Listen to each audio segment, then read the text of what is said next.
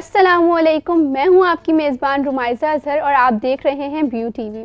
اس وقت میں موجود ہوں رمضان کے خصوصی پروگرام کے ساتھ۔ رمضان کا مہینہ اپنے ساتھ برکتوں کا نزول لے کر آتا ہے۔ یہ مہینہ ہمارے لیے رحمت اور برکت حاصل کرنے کا عظیم موقع ہے، جس میں ہم اپنے ایمان اور عبادات کو بہتر سے بہترین بنا سکتے ہیں۔ رمضان کے پرمسرت موقع پر میں آپ سب کا اپنے پروگرام میں استقبال کرتی ہوں اور رمضان کے مبارک مہینے پر مبارکباد پیش کرتی ہوں۔ میرے ساتھ موجود ہیں ہمارے مہمان senior assistant professor HOD Islamic studies doctor Aurangzeb. السلام علیکم سر، کیسے ہیں آپ؟ وعلیکم السلام ورحمۃ اللہ وبرکاتہ۔ الحمدللہ بالکل ٹھیک۔ تو سر، جیسے کہ ہمیں پتہ ہے رمضان کا مہینہ عبادات کا مہینہ اور سب سے رمضان کا مین کانسیپٹ ہے روزے۔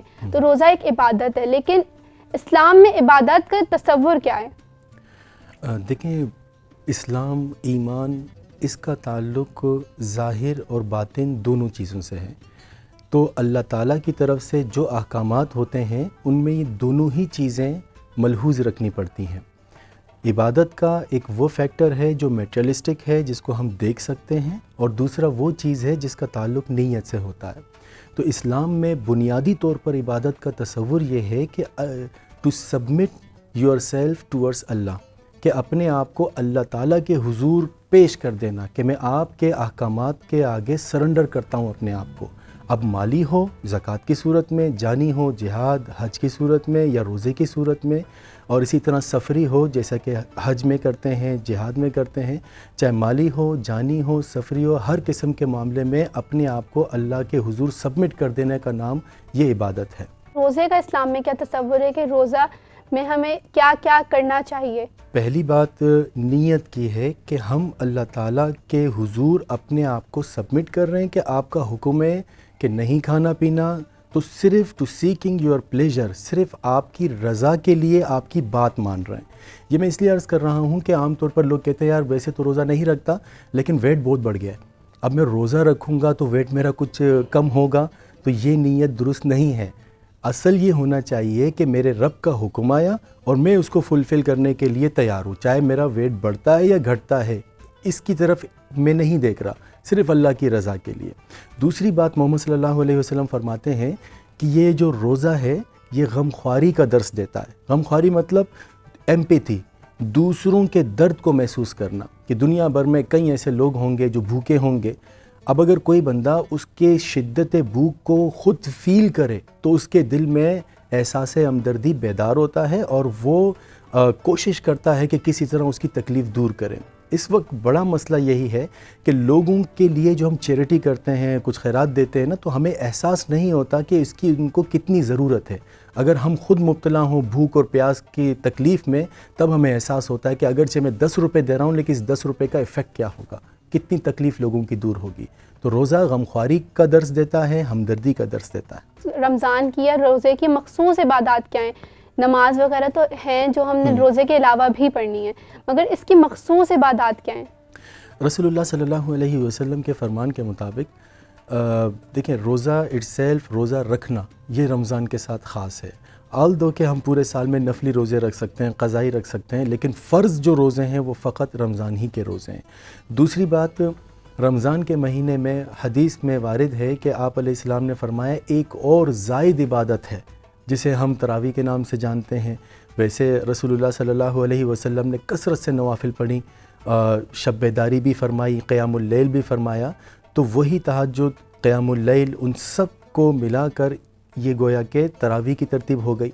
تیسرے نمبر پر جو معمولات رمضان میں خاص ہے، اس کے علاوہ نہیں ہوتا، وہ وتر کی نماز باجماعت پڑھنا۔ لیکن رمضان کے مہینے میں تراویح کے بعد باجماعت طور پر وتر کی نماز پڑھائی جاتی ہے۔ اس وتر سے یاد آیا کہ ایک اور بھی نماز ہے جسے کہتے ہیں قنوت نازلہ۔ جب کبھی امت پر کوئی ایسی سختی آ جائے تو پھر پوری امت اللہ تعالیٰ سے دعا گو ہوتی ہے اس پریشانی یا سختی کے معاملے میں اللہ سے مدد حاصل کرنے کے لیے۔ یہ فجر کی نماز کے بعد دوسری رکعت میں رکوع سے کھڑے ہو کر پھر وہ دعا کا اہتمام کیا جاتا ہے۔ سر، آپ نے ایک ورڈ بولا تھا قیام لیل، آپ اس کو تھوڑا اور ایکسپلین کر سکتے ہیں؟ شاید بہت سے لوگوں کے لیے، جیسے میرے لیے نیا لفظ ہے تو یہ اور لوگوں کے لیے بھی نیا ہوگا۔ آپ جی، اللہ تعالیٰ، پہلے تو میری دعا ہے کہ اللہ تعالیٰ ہم سب کو حج عمرے کی سعادت نصیب فرمائے۔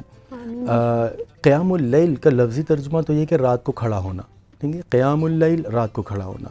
रसूलुल्लाह सल्लल्लाहु अलैहि वसल्लम पूरे साल में तहज्जुद का तो एहतमाम फरमाते, लेकिन रमज़ान के महीने में एक्स्ट्रा एफ़र्ट्स होती हैं और ज़्यादा मुशक्क़त के साथ ज़्यादा लंबी रकतें और तादाद में आप अलैहिस्सलाम बढ़ा देते, तिवालत को बढ़ा देते।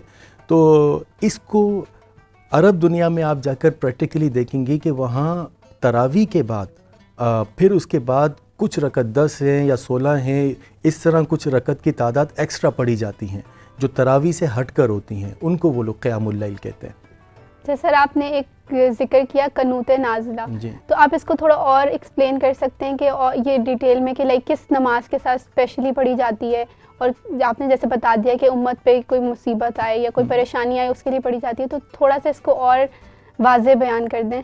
बुखारी शरीफ में मुफस्सल क़िस्सा है कि राल, ज़कवान, ये कुछ कबाइल थे, इन्होंने रसूलुल्लाह सल्लल्लाहु अलैहि वसल्लम से ये कहकर कि हम पूरे कबाइल हमारे मुसलमान होना चाहते हैं, आप हमें ऐसे अफराद दीजिए जो उनको दीन की दावत दें, यानी जिनको कहते हैं कुर्रा सहाबा।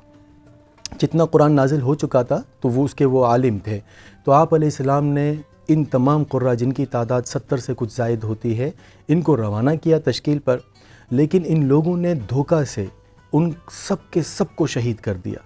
देखिए रसूलुल्लाह अलैहिस्सलाम से तो ये कहकर ले गए थे कि ये दावत देंगे, तबलीग करेंगे और हमारे पूरे कबीले को मुसलमान करेंगे, लेकिन पीछे जाकर उन्होंने सबको शहीद कर दिया।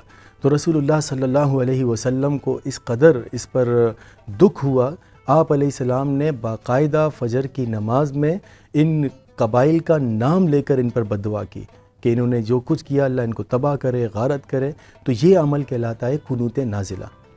अच्छा सर, अब रोज़े की हम बात कर रहे हैं तो इसमें ये बात भी आ जाती है ना कि किसके लिए कौन रोज़ा रखे, मतलब किस उम्र में रोज़ा रखना चाहिए, यानी शराइत अहलियत क्या हैं?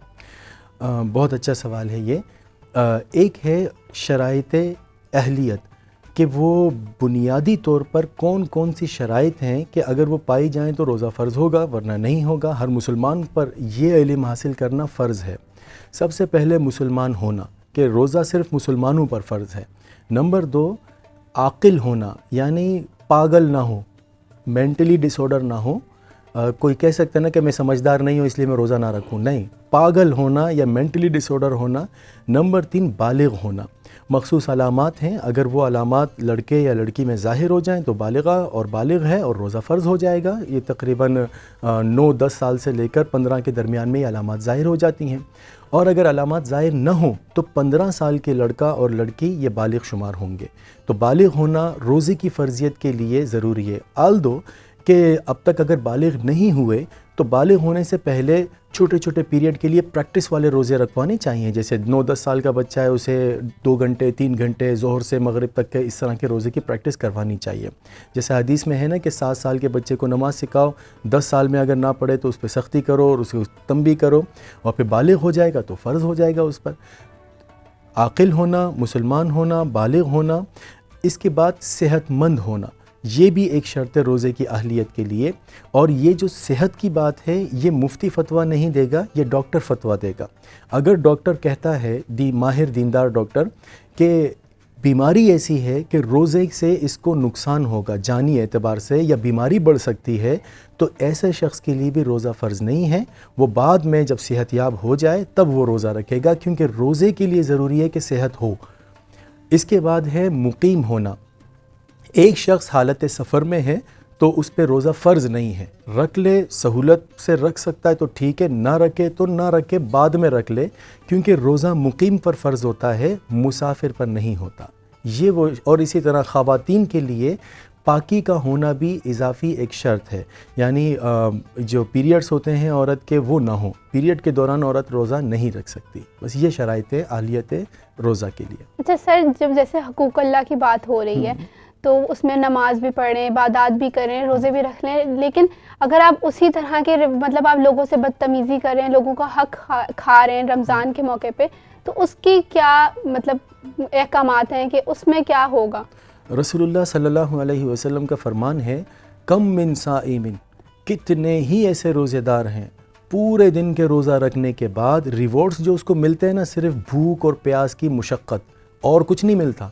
حالانکہ ہم یہ سوچ کر اس نیت سے روزہ رکھتے ہیں کہ اللہ راضی ہوں، ہمیں اللہ تعالیٰ اجر و ثواب دیں اور ہمارا ٹھکانہ جنت ہو، یہ ہماری نیت ہوتی ہے کہ یہ ریوارڈز مل جائیں ہمیں۔ آپ علیہ السلام فرماتے ہیں کئی روزے دار ایسے ہیں کہ پورا دن فارمیلٹی تو پوری کر رہے ہیں، کھا پی نہیں رہے، لیکن گناہوں سے نہ بچ کر وہ روزے کے ریوارڈ سے محروم ہو جاتے ہیں۔ صرف اتنا ہوتا ہے کہ وہ بھوکا رہا اور پیاسا، ملتا کچھ بھی نہیں ہے۔ روزے کا ایک میٹیریلسٹک تناظر ہے کہ جس میں مفتی صاحب کہیں گے کہ بھی آپ کا روزہ ہو گیا، آپ کو قضا نہیں کرنی، واللہ عالم بالصواب۔ محمد صلی اللہ علیہ وسلم فرماتے ہیں کہ یہ اجر ثواب تب ملے گا کہ جب آپ وہ مقصد جو روزے کا ہے نا، گناہ چھوڑنا، اس کے ساتھ روزے رکھیں گے، اور اگر روزہ بھی رکھا، نافرمانی بھی ہوتی رہی اللہ کی، تو پھر ایسی صورت میں ریوارڈز کچھ نہیں ملیں گے۔ بہت شکریہ سر، آپ نے ہمیں اپنی مفید معلومات سے آگاہ کیا جو ہم نہ صرف ہمارے لیے بلکہ ہمارے ویورز کے لیے بھی بہت مفید ہوں گی۔ جزاک اللہ۔ یہ آپ دیکھ رہے تھے ہمارے رمضان کا خصوصی پروگرام۔ ہمیں اپنے فیڈ بیک سے ضرور آگاہ کیجیے گا، امید ہے آپ کو پسند آیا ہوگا۔ اگلے پروگرام تک کے لیے اللہ حافظ۔